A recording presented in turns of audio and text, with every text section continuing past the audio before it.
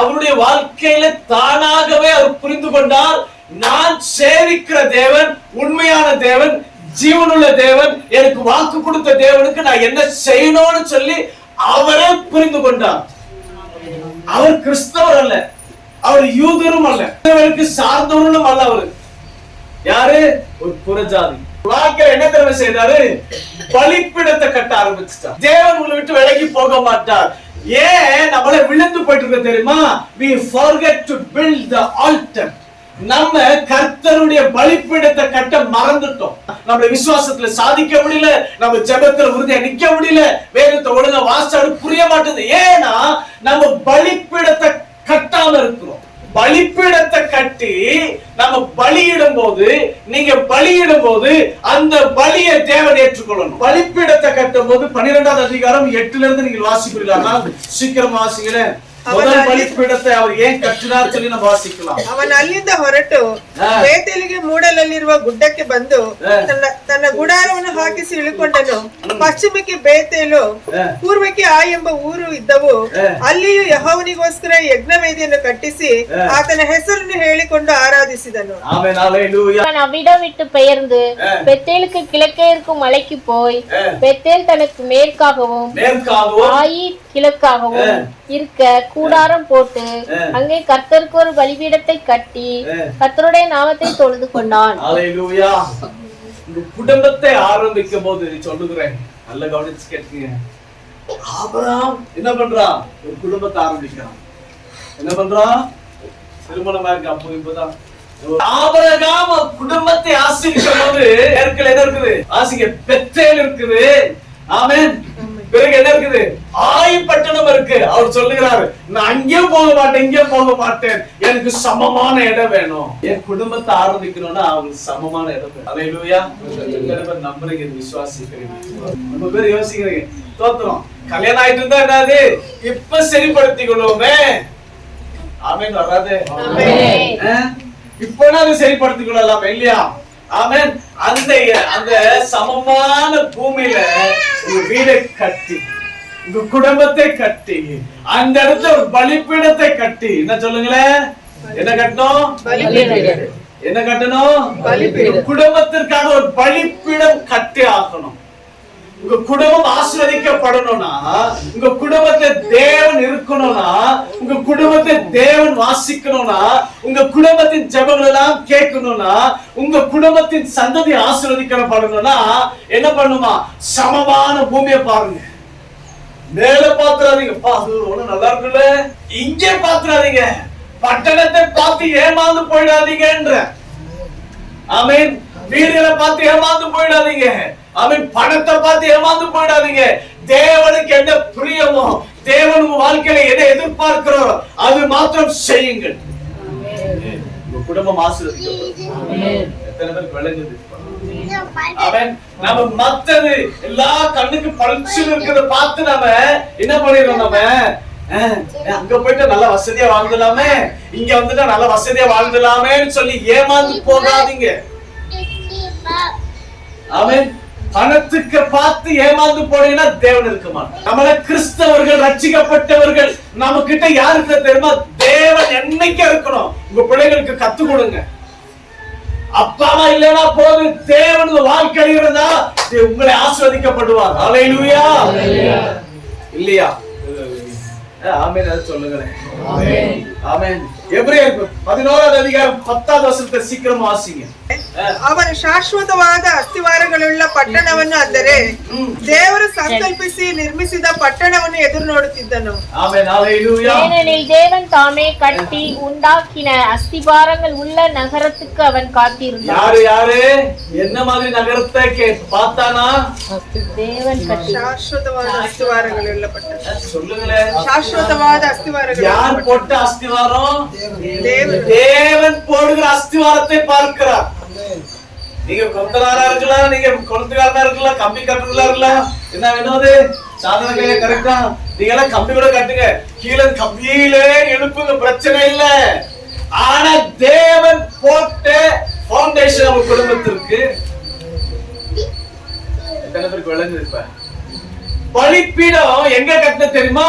தேவன் உங்களுக்காக எங்க ஃபவுண்டேஷன் போடுகிறாரோ அந்த இடத்தை பலிபீடத்தை கட்டு. அல்லேலூயா. அப்ப ஆபிரகாம் பாருங்க என்ன அழகா கட்டிருக்காரு ஒரு பலிபீடத்தை. என்ன பலிபீடம் கட்டினார்னா, என் குடும்பத்தின் ஆசீர்வாதத்துக்கு ஒரு பலிபீடத்தை கட்டு. ஆமென். என் குடும்பத்தை என் பிள்ளைங்களுடைய ஆசீர்வாதத்துக்காக என் பலிபீடத்தை கட்டுகிறேன். ஆமென். என்னுடைய சந்ததிக்காக ஒரு பலிபீடத்தை கட்டுகிறேன். அல்லேலூயா. பலிபீடம் கட்டாத வரைக்கும் உங்களுக்கு தெரியாது இது கர்த்தருடைய இடமா, இது கர்த்தர் போட்ட ஃபவுண்டேஷனா, இது கர்த்தர் விரும்பின இடமா உங்களுக்கு தெரியாது, புரிய மாட்டேங்குது. ஜெப வாழ்க்கைன்றது ரொம்ப ஈஸி, ஏச்சு முனங்கிட்ட போதும், அப்படித்தானே? அதுக்கு மேல பிரேயர்ல எதுவுமே பாக்குறது இல்ல. எதுக்கு பிரேயர்? பழைய ஏற்பாடுல உங்களுக்கு தெரியுமா, உங்களுக்கு ஒரு விஷயம் தெரியுமா? பழைய ஏற்பாடுல ஜெபமே இல்ல. ரொம்ப சந்தோஷமா இருக்குல்ல. புதிய ஏற்பாடு தான் நச்சரிக்கா, எதுக்குறா? காலையில ஜாப் பண்ணு, நைட்டு ஜாப் பண்ணு, மத்தியானம் ஜாப் பண்ணு, எதுக்குறா இதெல்லாம்? குடும்பத்தை ஆசீர்வதிப்பதற்காக என்ன பண்றாரா? பலிபீடத்தை கட்டுங்கள், உங்களுடைய குடும்பத்தில் ஒரு ஜெப தூபத்தை எழுப்பி விடுங்கள் என்றார். அவன் சொல்ல மாட்டீங்களே? ஆமென். உங்க குடும்பத்தை பலிபீடம் கட்டாத பட்சத்துல நீங்க எதுவுமே பெருசா எதிர்பார்க்க முடியாது. ಕೊರಿಂಥರ್ 10ನೇ ಅಧಿಕಾರ 12ನೇ ವಚನ ಸೀಕ್ರಮ ವಾಸಿಗೆ. ಆದ ಕಾರಣ ನಿಂತಿದ್ದೇನೆಂದು ನೆನೆಸುವವನು ಬೀಳದಂತೆ ಎಚ್ಚರಿಕೆಯಾಗಿರಲಿ. இப்படி இருக்க தன்னை நிற்கிறவன் என்று எண்ணுகிறவன் இல்லாதபடிக்கு எச்சரிக்கையா இருக்க கடவன். என்ன உங்களுக்கு என்ன ரொம்ப சாமர்த்தியம், யாரும் ஏமாத்த முடியாது. எவ்வளவு சாமர்த்தியம் தெரியுமா? யாரும் ஏமாத்த முடியாது நினைக்கிறீங்களா? விழுந்துருங்க. உஷாரா இருங்க, கவனமா இருங்க. அதனால தேவன் எங்க உங்களுக்காக அஸ்திபாரம் வைத்திருக்க அந்த இடத்துல போயிட்டு அஸ்திபாரம் அந்த இடத்துல ஒரு பலிபீடத்தை கட்டுங்க. உங்க குடும்பம் என்றென்றைக்கும் ஆசீர்வதிக்கப்படும். அல்லேலூயா. அடுத்த பலிபீடம் 13வது அதிகாரம், ஆதியாகமம் 13வது அதிகாரம் 14 இருந்து 18 வரைக்கும் சீக்கிரமா வாசிங்க. ஆபிரகாமை விட்டு பிரிந்த பின்பு கர்த்தர் ஆபிரகாமை நோக்கி, உன் கண்களை ஏறெடுத்து நீ இருக்கிற இடத்தில் இருந்து வடக்கேயும் தெற்கேயும் கிழக்கேயும் மேற்கேயும் நோக்கி பார். நீ பார்க்கிற இந்த பூமி முழுவதை நான் உனக்கு உன் சந்ததிக்கும் என்றைக்கும் இருக்கும்படி கொடுத்து உன் சந்ததியை பூமியின் தூளை போல பெருக பண்ணுவேன். ஒருவன் பூமியின் தூளை எண்ண கூடுமானால் உன் சந்ததியும் எண்ணப்படும். நீ எழுந்து தேசத்தின் நீளமும் அகலமும் எம்மட்டோ அம்மட்டும் நடந்து திரி, உனக்கு அதை தருவேன் என்றார். அப்பொழுது ஆபிரகாம் கூடாரத்தை பெயர்த்து கொண்டு போய் எப்ரோனில் இருக்கும் மம்ரேயின் சமபூமியில் சேர்ந்து குடியிருந்து அங்கே கர்த்தருக்கு ஒரு பலிபீடத்தை கட்டினார். இரண்டாவது பலிபீடத்தை கட்டுறாரு. இரண்டாவது பலிபீடத்தை ஏன் கட்டுறாருன்னு பாத்தீங்கன்னா, ஆபிரகாம் நல்லா பாத்துக்க, இதெல்லாம் உன்னுடையது. தோற்றம். ஆமென். கூட யாருக்கா? சொந்தக்காரர் இருக்காரு. ஆமென். ஹல்லேலூயா. இப்ப என்ன பண்றான்னா, எந்த இடத்துல தேவன் சொல்லுகிறாரு போக ஆரம்பிங்க, யோசிக்காதீங்க. ஆமென். இல்லங்க மனைவிக்கு பிடிக்கவே முடியாதுங்க. ஆண்டவர் பேச்சு கேட்டீங்கன்னா அங்க ஒரு பலிபீடம் கட்டப்படும். ஆமென் சொல்லுங்களேன். ஆமென். குடும்பத்துக்காக ஒரு பலிபீடத்தை கட்டி முதலாவது என்ன பண்ண, ஜெப தூபத்தை ஏறெடுத்தா. இப்ப தேவன் விரும்பின இடத்துல கொண்டு போயிட்டு ஒரு குடும்பத்தை கட்டா ஒரு சமாதானம் வந்துரும். அல்லேலூயா சொல்லுங்களேன். தேவன் எப்பெல்லாம் உங்களை குறித்து அவர் விரும்புகிறாரோ, உங்களோட பேசுகிறாரோ, உங்க சமாதானத்துக்கு பேசுகிறார் சொல்லி அது ஏற்றுக்கொள்ளுங்க. நம்புறீங்க? அல்லேலூயா. கர்த்தருடைய ஊழியக்காரன் சண்டை பண்ணுகிறவனாய் ಇರಾமல் ಕರ್ತನ ದಾಸನು ಜಗಳವಾಡದೆ ಎಲ್ಲರ ವಿಷಯದಲ್ಲಿ ಸಾಧುವು, ಬೋಧಿಸುವುದರಲ್ಲಿ ಪ್ರವೀಣನು, ಕೇಡನ್ನು ಸಹಿಸಿಕೊಳ್ಳುವವನು, ಎದುರಿಸುವವರನ್ನು ನಿಧಾನದಿಂದ ತಿದ್ದುವವನು ಆಗಿರಬೇಕು. எத்தனை பேருக்கு எடுத்து நீங்க மாட்டு கதை கதையா விடுறீங்க. நீங்க நினைச்சிட்டீங்க ஊழியக்காரன் நீதான் வெள்ள சொல்லியமா இருக்கு, நீதானே என்ன கை நீட்டி சொல்லாதீங்க. உங்களுக்கு கிடைச்சா கதை கதையா இருக்கிறீங்க தானே? அம்மாவா இல்லையா? ஆபிரகாமுக்கு என்னவா? சாட்சியா வாழ்ந்தவன் ஆபிரகாம். ஆபிரகாமுடைய விசேஷம் என்ன தெரியுமா? நல்ல சாட்சியுள்ள வாழ்க்கை. ஆபரத்தை தேவன் சொல்லிட்டு அப்படியே செஞ்சிருவாரு. அப்போ இரண்டாவது பலிபீடம் கர்த்தருடைய பிரசன்னத்தை நீங்க உணரணும். கர்த்தருடைய பிரசன்னத்தை நீங்க அனுபவிக்கணும்னா கர்த்தர் என்ன சொல்லுகிறாரோ, கர்த்தர் எங்கே காட்டுகிறாரோ போக ஒரு பலிபீடத்தை கட்டுங்க, இது தேவன் எனக்காக கொடுத்த இடம் சொல்லி ஆண்டவரை ஆராதனை பண்ணுங்க. ஹல்லேலூயா. அதிகாரம் 13வது வசனம் சீக்கிரம் வாசிங்க. அவர்களுடைய கிரியைகளின் நிமித்தம் அவர்களை மிகவும் அன்பாய் எண்ணிக்கொள்ளும்படி உங்களை வேண்டிக் கொள்கிறோம். உங்களுக்குள்ளே சமாதானமாய் இருங்கள். ஹல்லேலூயா. ನಿಮ್ಮ ಮೇಲೆ ಮುಖ್ಯಸ್ಥರಾಗಿದ್ದು ನಿಮಗೆ ಬುದ್ಧಿ ಹೇಳುತ್ತಾರೋ ಅವರನ್ನು ಲಕ್ಷಿಸಿ ಅವರ ಕೆಲಸದ ನಿಮಿತ್ತ ಅವರನ್ನು ಪ್ರೀತಿಯಿಂದ ಬಹಳವಾಗಿ ಸನ್ಮಾನ ಮಾಡಬೇಕೆಂದು ನಿಮ್ಮನ್ನು ಬೇಡಿಕೊಳ್ಳುತ್ತೇನೆ. ನಿಮ್ಮೊಳಗೆ ಸಮಾಧಾನವಾಗಿರಿ. ஹல்லேலூயா. சமாதானம், தேவனுடைய சமாதானம் வருவார். ஆனா இங்கிலீஷ்ல அழகா போட்டுக்குது டிவைன் பிரசன்ஸ். எதுக்கு வரல அது கன்னடத்துல தமிழ்ல வருது. ஆமென். ஹல்லேலூயா. May we quietly spend more time in divine presence. அப்பதான் என்ன பண்ண சேஃப் அண்ட் செக்யூர், எல்லாத்துக்கும் be at peace. எப்படி பாத்தீங்களா? ஹல்லேலூயா. அப்ப ஆபிரகாமுக்கு என்ன எடுத்து காட்டினார்னா சமாதானத்தை காட்டிட்டார். இப்போ நீ சமாதானமா இருப்போ, ஆத்திரப்பட்டு எதுவும் வாங்கிடாதீங்க. ஆஃபர்ல விடுறாங்க, இஎம்ஐல விடுறாங்க, எல்லாம் வாங்கிடாதீங்க. அதுக்கப்புறம் அடுத்த மாசத்துக்கு உங்க பொண்டாட்டி போட்டு நச்சரிச்சிருங்க. இஎம்ஐ நான் உனக்காகத்தான் ஃப்ரிட்ஜ் வாங்கணும், உனக்காகத்தான் டிவி வாங்கணும், உனக்காகத்தான் பெருசா வாங்கணும், உனக்காகத்தான் சின்னதா வாங்கணும்னு.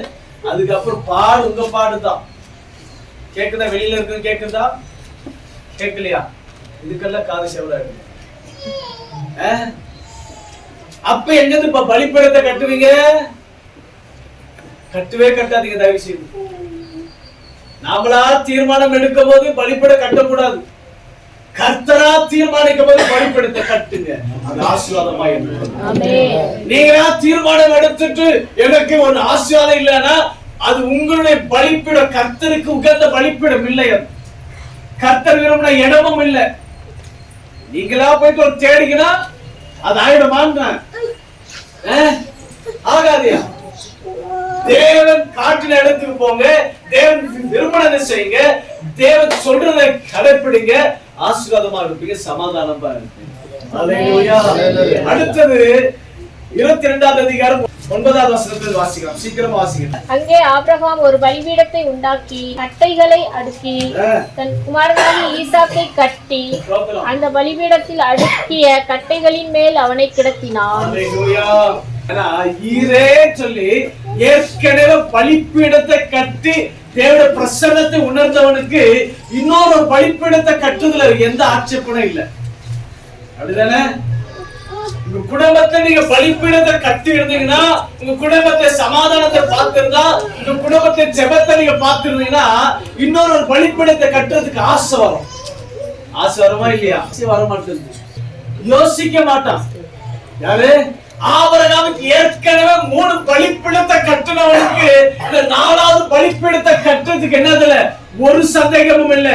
ஏன்னா ஏற்கனவே 3 பலிபீடத்தை தேவனுக்கு பதில் கொடுத்தார், இந்த 4வது பலிபீடத்தையும் என் தேவனுக்கு பதில் கொடுப்பா சொல்லி உறுதியாய் தெரியும். எத்தனை பேருக்கு ஏற்றுக்கொள்ளுகிறீங்க? இல்லையா? இல்லவே இல்ல. இல்லங்க, நான் சொல்றது புரியல உங்களுக்கு? ஏற்கனவே 3 பலிபீடத்தை கட்டி தேவனுடைய பிரசன்னத்தை உணர்ந்தவன் 4வது பலிபீடத்தை கட்டும் போது அவனுக்கு சந்தேகம் இல்லை. எனக்கு எங்கிருந்து கிடைக்கும், எனக்கு எங்கிருந்து ஆடை கிடைக்கும், எனக்கு எங்கிருந்து மாடு கிடைக்கும், பலி கொடுத்தவன் சந்தேகம் இல்லை. ஹல்லேலூயா. அதனால தான் போறான், பலிபீடத்தை கட்டலாம். எப்படி இருந்தாலும் என் தேவன் இறங்கி வந்து எனக்காக அவன் வாழ்க்கையில என்ன தேவை உணர்ந்தாயா? பலிபீடத்தை கட்டி பலி கொடுத்த உடனே தேவன் இறங்கி வந்துட்டான். அப்ப இங்கேயும் தெரியும், நான் ஒரு பலி என் மகனை கொடுக்கிறேன்னா ஒரு ஆடை கொடுக்கணும், அது பிரச்சனை இல்ல. ஆனா என் தேவனை நான் பார்க்க போகிறேன், என் தேவன் என்னோடு கூட பேசுவார், எனக்கு இறங்கி வருவார். எனக்கு கவலை இல்லை, நான் யார பலி கொடுக்க போகிறேன் என் கவலை இல்லை. ஆனா நான் பலி கொடுக்க போகிறேன், என் தேவனுக்காக ஒரு பலிபீடத்தை கட்ட போகிறேன். என் தேவன் இறங்கி வருவார், என் தேவன் அதிலே சந்தோஷமா இருப்பார். என்னுடைய நோக்கமெல்லாம்